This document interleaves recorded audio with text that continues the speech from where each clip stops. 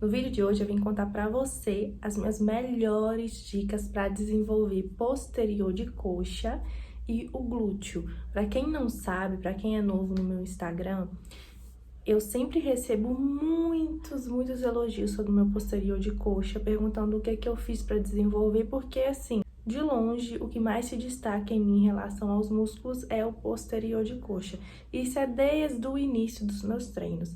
E eu também vou te dar dicas para desenvolver o glúteo, né, para ganhar mais bumbum, porque ao longo desses anos eu ganhei mais de 6 centímetros nessa área.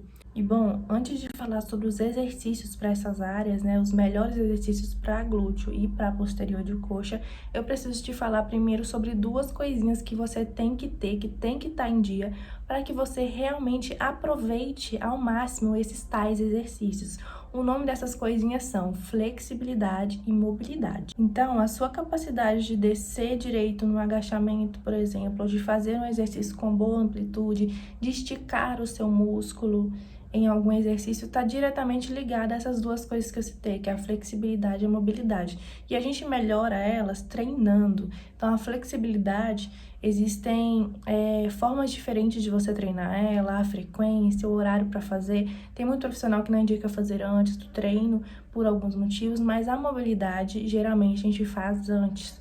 Tá? Então, se você vai treinar, por exemplo, superiores, você faz o seu treino de mobilidade antes, ou como aquecimento, até mesmo antes do aquecimento, e para inferiores a mesma coisa, você faz também antes, que assim você melhora a mobilidade no geral, prepara as suas articulações. Como eu sei que vocês vão querer saber quais são esses exercícios para mobilidade, eu vou deixar aqui para vocês um videozinho que tem lá no meu Instagram, tá? Eu vou deixar aqui para vocês alguns exercícios que eu faço, os mais comuns para membros inferiores. Agora vamos falar sobre os melhores exercícios, que eu sei que é isso que vocês querem saber, né? Quando a gente fala de inferiores, não dá para faltar de forma alguma aqueles exercícios que são os basicões, né, que são os multiarticulares, aqueles que trabalham todos os músculos dos membros inferiores. Então, o agachamento, o afundo, um leg press para quem faz academia, né, e tem a máquina, um hack também, agachamento no hack, todos os tipos de agachamento, agachamento sumô, o búlgaro, o terra, tanto o sumô como o tradicional, são ótimos e todos eles trabalham a perna toda, trabalho posterior de coxa, trabalha glúteo e de forma excelente. O stiff, ele é excelente para posterior e glúteo, ele trabalha os dois, majoritariamente o posterior, mas o glúteo também é super trabalhado, então pode apostar no stiff. Dá para fazer ele, inclusive, unilateral, não é todo mundo que consegue fazer, depende do seu nível de treinamento, mas existe também o tradicional e o unilateral. Mesa flexora e cadeira flexora, para quem tem disponível, também é maravilhoso, também é isolado de posterior. Então, isolado quer dizer o quê? Que você está trabalhando só aquela musculatura ali no momento. Ou, no mínimo, você pode estar trabalhando outras, mas o foco maior é nela. Para glúteo, queridinho, elevação pélvica, né? Que é um exercício isolado de glúteo. Os de caneleira também são super bem-vindos. E é muito interessante também fazer as abduções, tá? Então, temos a cadeira abdutora, mas também tem várias abduções com elástico que você pode fazer caso você não tenha a cadeira. Eu mesma faço em casa e arde muito. Uma coisa super importante que vale não só para posterior e glúteo, mas para qualquer músculo que você queira desenvolver mais, então guarda essa dica aí na memória, tá? Quando você quer desenvolver mais um músculo, você tem que aumentar o volume de treino dele.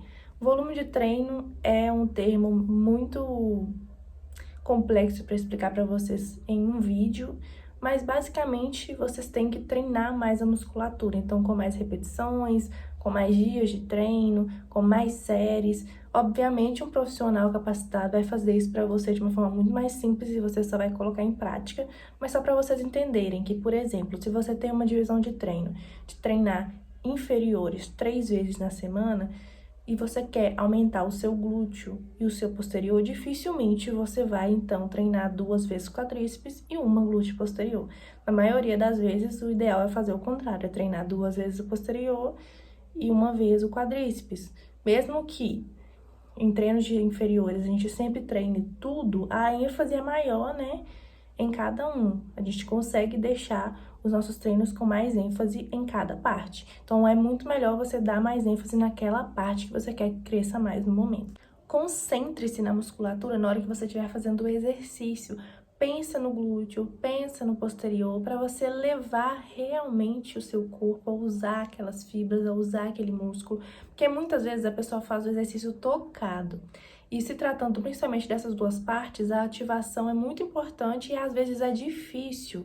Eu, particularmente, acho o quadríceps muito mais fácil de ativar. Geralmente, se você vai agachar, dificilmente você não sente o seu quadríceps, né?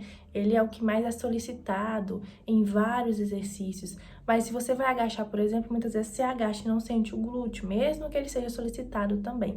Então, são musculaturas mais difíceis de ativar. Então, na hora que você estiver treinando, pensa, imagina que você está encostando, por exemplo, no seu glúteo ou no seu posterior, para você realmente fazer o movimento de contrair e relaxar a musculatura, de contrair e de esticar. Em muitíssimos casos, é interessante você fazer um aquecimento mais voltado para aquela área ou uma pré-ativação, que eu vou te dar um exemplo aqui para você entender melhor. Sabe o agachamento? O agachamento é um exercício completão, então você trabalha tudo nele. Mas na maioria das vezes a gente sente mais a parte da frente da perna, que é o quadríceps. Tem gente que não sente o glúteo, não sente o posterior, porque como eu falei, são áreas que nem sempre a gente consegue ativar direito. Então, muitas vezes, quando a gente faz a pré-ativação, por exemplo, fazendo uma elevação pélvica antes do agachamento, a gente consegue sentir melhor o glúteo no agachamento. Ou se você faz um stiff antes, seja na mesma série, conjugado, ou até mesmo antes, no aquecimento, com uma carguinha menor, você consegue sentir melhor essa musculatura que você pré-aqueceu ali na hora desse exercício mais completo, que trabalha muitas áreas ao mesmo tempo, porque muitas vezes um músculo meio que rouba o trabalho do outro, né? Rouba o trabalho do outro. E daí isso acaba atrapalhando na evolução. E essa técnica de pré-ativação, inclusive, é uma técnica que a minha personal usa muito, ela é super fã, sabe? Principalmente de glúteo. Todo treino de glúteo dela tem pré-ativação de glúteo. Lembrando também que cada um tem a sua genética, a sua estrutura de corpo. Então, com a musculação, você consegue melhorar muita coisa, mas não tenha nenhum modelo assim, aí eu quero o corpo igual daquela menina, aquela cintura, aquela bunda, aquela perna, porque a sua estrutura é a sua estrutura. E se ela for diferente, você não vai ficar igual. Você pode melhorar, você pode aumentar uma coisa, diminuir outra, mas sempre pensando em melhorar você, tá? Na sua versão, sem querer copiar o corpo do outro, porque isso pode gerar muita frustração. E essas foram as diquinhas de hoje, eu espero ter ajudado. Não se esqueça de novo de curtir o vídeo, se inscrever no canal. E se você tiver uma amiguinha ou um amiguinho que tá precisando dessa dica, que já tá na vida fitness ou que você quer incentivar a começar, manda esse vídeo aí que pode ajudar ele. Aí você vai ajudar a mim e ajudar ele ao mesmo tempo. Então você vai ser uma ótima pessoa, você vai garantir seu lugar no céu.